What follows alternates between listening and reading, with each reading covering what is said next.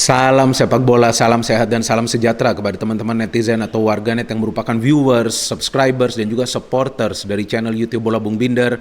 Di konten terbaru dari channel YouTube Bola Bung Binder hari ini sudah jelas dan pasti saya ingin membahas keberhasilan dari Chelsea Football Club yang lolos ke babak final UEFA Champions League musim ini. Di babak final tersebut, Chelsea akan bertemu Manchester City, juga klub asal Inggris. Sebelumnya juga kita tahu pernah terjadi All English Final di pertandingan babak final UEFA Champions League. Yang saya ingat adalah pertandingan antara Liverpool versus Tottenham Hotspur. Sebelumnya juga pernah antara Manchester United versus Chelsea, di mana Chelsea kalah ya melalui adu penalti dan Liverpool menang lawan Tottenham Hotspur. Ya, jika sebelum-sebelumnya juga pernah ada All English Final di UEFA Champions League atau Piala Champions Eropa, ya silakan teman-teman bisa memberikan informasinya di kolom komentar di bawah konten ini. Masa saya harus ingat sampai puluhan tahun ke belakang? Saya kan tidak pernah menghafal pada saat saya memberikan analisa di channel YouTube Triple B. And then bagaimana caranya nih kedua klub asal Inggris ini bisa bertemu di babak grand final? Ya karena kedua tim asal Inggris ini mengandalkan pertahanan mereka. Teman-teman bisa melihat defensive record dari Chelsea dan juga dari Manchester City adalah salah satu yang terbaik saat ini di Eropa. Kalau di Inggris saya kira memang kedua klub inilah yang punya defensive record yang bagus. Apalagi Chelsea sejak ditangani oleh Thomas Tuchel. Dan juga kita tahu Pep Guardiola yang mulai lebih memberikan kepentingan di lini pertahanan daripada dalam urusan mencetak banyak gol dalam sebuah pertandingan. Artinya bagi City yang penting mereka ini bisa mencetak gol untuk meraih kemenangan. Jadi bukan hanya untuk mencetak gol sebanyak mungkin, kemudian jika masuk 1-2 gol ya mereka akan menganggap itu adalah kemenangan yang memang pantas. Tapi kemenangan yang pantas adalah bagaimana caranya bertahan dulu secara benar dan baik, ya kemudian baru bisa mencetak gol secara efisien dan efektif. Nah, maksudnya apa dari semua ini? Maksudnya bahwa jika sebuah tim bisa bertahan secara benar dan baik dan efektif plus efisien dalam urusan membangun serangan untuk mencetak gol, maka mereka akan bisa menemukan apa yang saya sering katakan di beberapa konten dari channel YouTube Triple B, balance of play. Artinya dalam urusan bertahan dan menyerang sama baiknya. Dalam urusan bertahan dan mencetak gol sama bagusnya. Nah, maka itu sangat penting bahwa kita memahami sepak bola sekarang ini juga kita tahu dipenuhi oleh taktik-taktik yang bervariatif. Salah satu taktik yang memang kita kenal adalah compact football. Taktik lainnya adalah strategi false nine yang juga diandalkan oleh kedua klub asal Inggris ini. Jadi saya kira bahwa kedua pelatih ini, Pep Guardiola asal Spanyol dan juga Thomas Tuchel asal Jerman, benar-benar mengandalkan otak mereka, intelijensia mereka dalam meracik sebuah taktik dalam pertandingan-pertandingan yang berbeda. Maka itu mereka layak dan wajar untuk bertemu di babak grand final UEFA Champions League 2020-2021 teman-teman. Memang di konten ini saya ingin lebih fokus ke Chelsea karena kan saya sudah memberikan penjelasan dari Manchester City yang menang lagi lawan PSG ya di konten kemarin. Nah, kita juga perlu cermati bahwa keberhasilan dari Chelsea adalah berkat kerja keras dari para pemainnya. Siapapun yang diturunkan oleh Thomas Tuchel, apakah itu sebagai starter atau pemain pengganti, bekerja ekstra keras. Jadi mereka bermain sebagai satu unit. Dalam bertahan dan menyerang, mereka bekerja keras. Nah, itulah yang namanya balance of play. Maka itu walaupun Chelsea tidak banyak mencetak gol sebetulnya, ya kan, jaranglah Chelsea menang dengan 5-0, 6-0, 6-1 atau 4-1 kan jarang. Ya, mereka juga lebih banyak menang dengan skor tipis. Ya, walaupun mereka juga sedikit kemasukan gol. Tapi itu bukan berarti bahwa Tuchel ini tidak mengandalkan sepak bola menyerang. Tuchel mengandalkan sepak bola menyerang, tapi dia juga memberikan instruksi kepada para pemainnya kapan perlu melakukan serangan tersebut, kapan perlu menahan bola, kapan juga perlu bermain compact. Jadi ini semua adalah game plan dari pelatih tersebut. Nah, saya pertama-tama ingin memberikan sedikit catatan statistik sejak Chelsea ditangani oleh Thomas Tuchel. Statistik juga penting nih teman-teman. Sejak ditangani oleh Thomas Tuchel sebanyak 24 match berikut pertandingan dini hari tadi, Chelsea ya hanya kalah 2 kali teman-teman.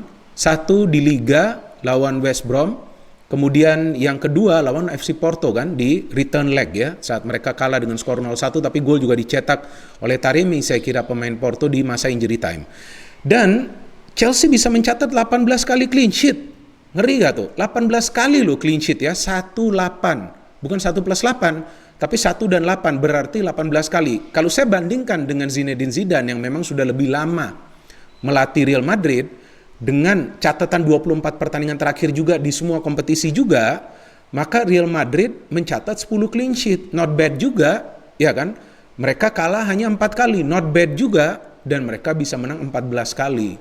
Tapi yang menjadi sebuah pertanyaan besar, Zidane ini kan sudah sangat lama berada di Real Madrid, beda dengan Thomas Tuchel yang belum lama menjadi pelatih dari Chelsea, tapi Tuchel bisa melakukan perubahan yang instan. Bagaimana dia bisa melakukan itu? Karena dia mengetahui weak point dari Chelsea. Pertama adalah dalam urusan mereka bertahan, itu sudah dia benahi. Kemudian dia fokus ke attacking side of the game. Ya memang ya secara attacking Chelsea bagus, bisa menciptakan peluang. Sayangnya peluang-peluang tersebut tidak bisa di-convert oleh para pemainnya. Itu yang menjadi weak point dari Chelsea sejauh ini. Jadi saya juga tidak selalu mengatakan soal hal-hal bagus saja dari sebuah klub. Kan ada juga weak point yang saya sering jelaskan. Kita perlu adil dalam memberikan analisa sebuah pertandingan atau ya tentang klub dan pemain atau juga pelatih. So coming back to this game, ya ini adalah pertandingan yang Real Madrid perlu menang. Ya jadi tentulah mereka akan keluar menyerangkan. Ya kalau nggak seri dengan skor 2-2. Intinya Real Madrid have to score goals. Jadi saya agak bingung juga nih ya, kenapa Zidane ini di pertandingan yang sangat penting gini mengandalkan pemain yang jarang bermain seperti Eden Hazard, karena sama sekali tidak berkembang Eden Hazard di game ini. Saya berharap bahwa Eden Hazard tuh dengan cepat diganti oleh Zinedine Zidane, tapi itu kan saya ya, Zidane tentu punya pemikiran yang berbeda. Pada saat siaran di SCTV juga kan saya jelaskan itu. Yang tidak berfungsi ini adalah Eden Hazard. Dan yang saya lebih kesal lagi, ya saya kan adalah fans Madrid, bahwa ternyata saya melihat setelah game cuplikan-cuplikan di sosial media ya, bahwa Hazard merayakan keberhasilan dari mantan klubnya yang lolos ke final. Sekarang kan dia bukan pemain Chelsea lagi, dia pemain Real Madrid.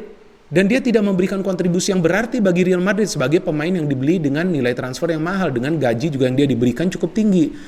Jadi saya kira pemain seperti inilah yang perlu juga nanti ya dilihat bagaimana perkembangannya ke depan. Jika memang dia masih belum bisa improve, ya saya kira lebih baik dijual ya. Apa mungkin Chelsea mau lagi, ya lebih baik ke Chelsea lagi.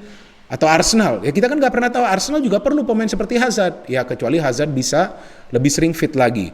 Dan kemudian dari line up Chelsea, ya Tuchel melakukan hanya satu perubahan di line up, yakni Havertz yang bermain dari awal bukan Pulisic. Kenapa? Karena dia inginkan Pulisic berada di bangku cadangan dulu, nanti dimainkan pada saat para pemain Madrid akan kelelahan. Dan Ramos juga kembali, but no difference in the defense of Madrid kan.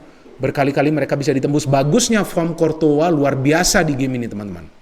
Courtois bermain luar biasa karena dia melakukan banyak saves dan beberapa di antaranya di dalam kotak penalti pertahanan dari Real Madrid. Jadi saya kira Courtois ini adalah pembelian yang memang berhasil bagi Real Madrid dibandingkan Hazard, kan sama-sama berasal dari Chelsea atau mantan klub mereka kan adalah Chelsea.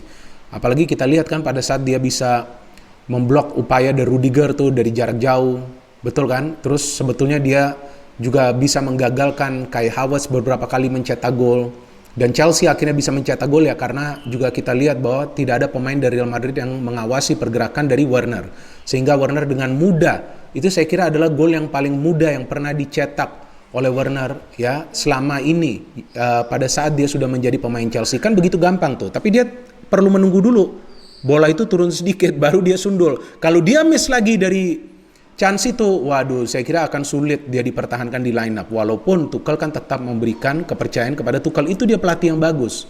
Jadi dia tetap memberikan kepercayaan kepada pemain yang memang sebelumnya sulit mencetak gol. And then Madrid coba mencetak gol, saya melihat memang Benzema nih ya menjadi pemain yang berbahaya. Tapi dia hanya mendapatkan 2 peluang berbahaya kan, yang kita lihat di game ini. Dan 2 peluang berbahaya tersebut juga bisa diselamatkan oleh Mendy. Peluang-peluang bagus sebetulnya.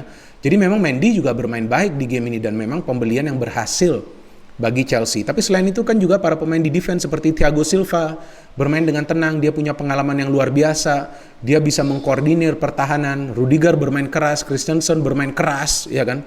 Christensen sampai mendapatkan kartu kuning. Kante seperti biasa. Waduh ya, saya lihat dikantongin ini Modric.